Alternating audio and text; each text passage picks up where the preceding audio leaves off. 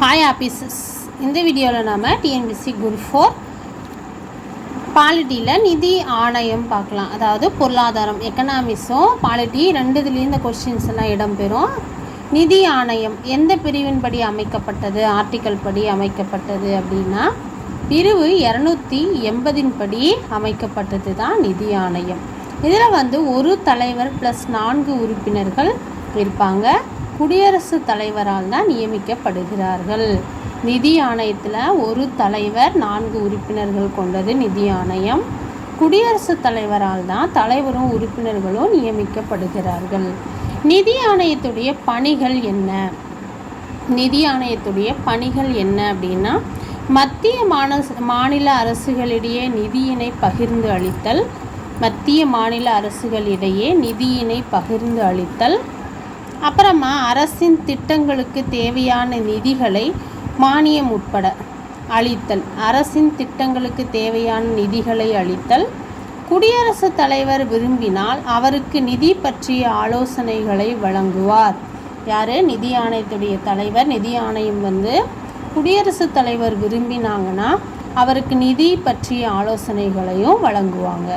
நிதி நெருக்கடி பிரிவு ஆர்டிக்கல் என்னன்னா 360. அப்புறம் நிதி ஆணையத்தின் முதல் தலைவர் யாருன்னா கேசி நியோகி அவர்கள். நிதி ஆணையம் ஆரம்பிக்கப்பட்ட ஆண்டு 1950. நான் நிதி ஆணையத்துடைய தலைவர்கள் 10வது தலைவர்கள்லேருந்து இதில் எழுதியிருக்கேன், 10லேருந்து 15 வரைக்கும். நீங்கள் நம்ம வீடியோவில் நம்ம சேனலில் இருக்குது நிதி ஆணையத்தை பற்றி ஃபுல்லாக ஒரு ஷார்ட்ஸ் வீடியோ கொடுத்துருக்கேன். அது ஃபஸ்ட்லேருந்து லாஸ்ட் வரைக்கும் இருக்கும், அது போய் பாருங்கள், பிரயோஜனமாக இருக்கும். 10வது நிதி ஆணையத்துடைய தலைவர் கேசி பந்து, 11வது AM Khusro, 12 doctor C Rangarajan, 13வது தலைவர் Vijay L Kelkar, 14 YV Reddy, 15 NK Singh. 2018 NK Singh 15வது நிதி ஆணையத்துடைய தலைவர். நந்தகிஷோர் சிங் அதோடைய சுருக்கம் தான் என்கே சிங், 15வது நிதி ஆணைய தலைவர். அடுத்தது திட்டக்குழு பிளானிங் கமிஷன். இது தொடங்கப்பட்ட ஆண்டு, திட்டக்குழு தொடங்கப்பட்ட ஆண்டு 1950. மத்திய அரசின் ஆலோசனை அமைப்பு. இது மத்திய அரசுக்கு ஆலோசனை வழங்குகிற ஒரு அமைப்பாக இருக்குது திட்டக்குழு. சட்டப்படி உருவாக்கப்பட்ட அமைப்பு அல்ல. திட்டக்குழு அப்படிங்கிறது சட்டப்படி அமைக்கப்பட்ட குழு அல்ல. இதன் தலைவர் யாருன்னா பிரதமர். திட்டக்குழுவுடைய தலைவர் பிரதமர் ஆவார். இதன் துணைத் தலைவர்கள் யார் அப்படின்னா குல்சாரிலால் நந்தா.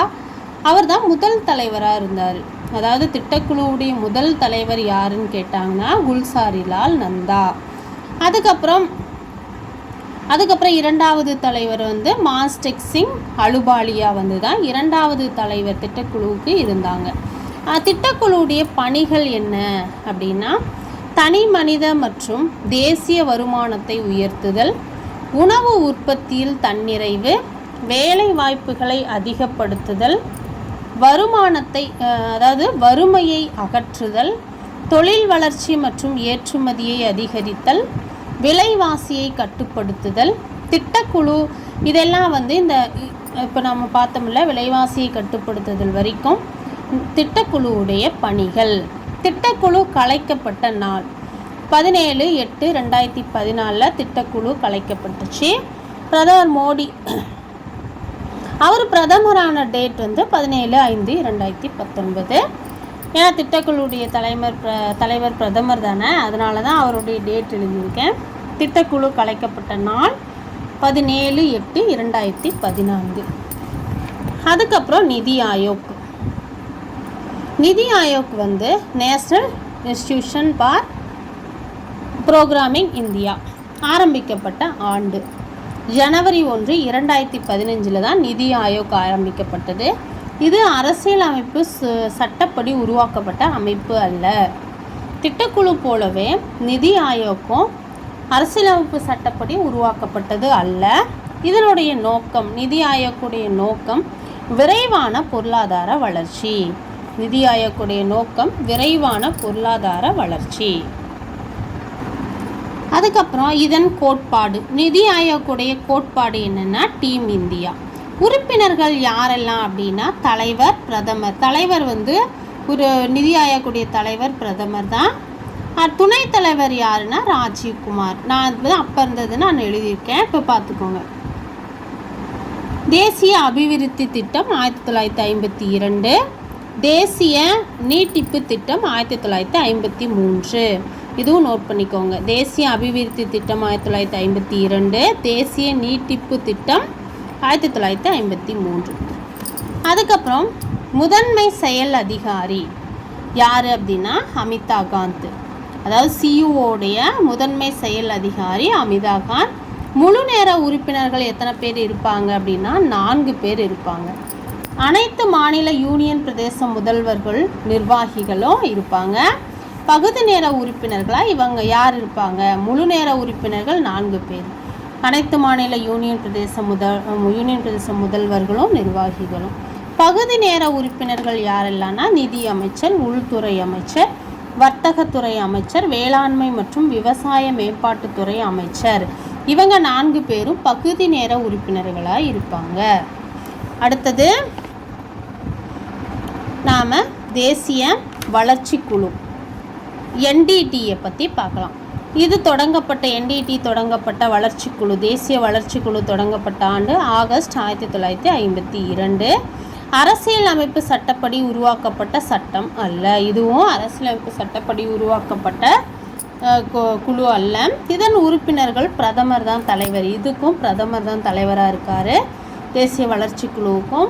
இதில் வந்து உறுப்பினர்கள் அனைத்து மாநில கேபினெட் அமைச்சர்களும் அனைத்து மாநில முதல்வர்களும் தான் தேசிய வளர்ச்சி குழுவுடைய உறுப்பினர்களாக இருக்காங்க. நிதி ஆயோக்கின் பகுதி நேர உறுப்பினர்கள் பணிகள் மத்திய மாநில அரசுகளை ஒருங்கிணைந்து செயல்பட வைத்தல் தான் நிதி ஆயோக்கின் பணிகளாக இருக்கு.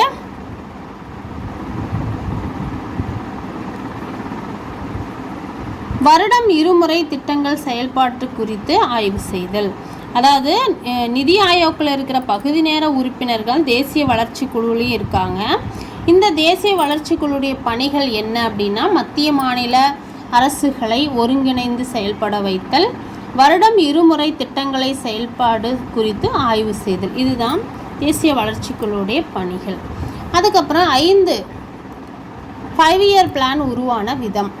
ஃபஸ்ட்டு திட்டக்குழு வந்துச்சு, அதுக்கப்புறம் மத்திய அமைச்சரவை வந்துச்சு, அதுக்கப்புறம் என்டிசி தேசிய வளர்ச்சி குழு, அப்புறம் பாராளுமன்றம், அப்புறம் குடியரசுத் தலைவர், அப்புறம் அரசு இதழுக்கு வரும்.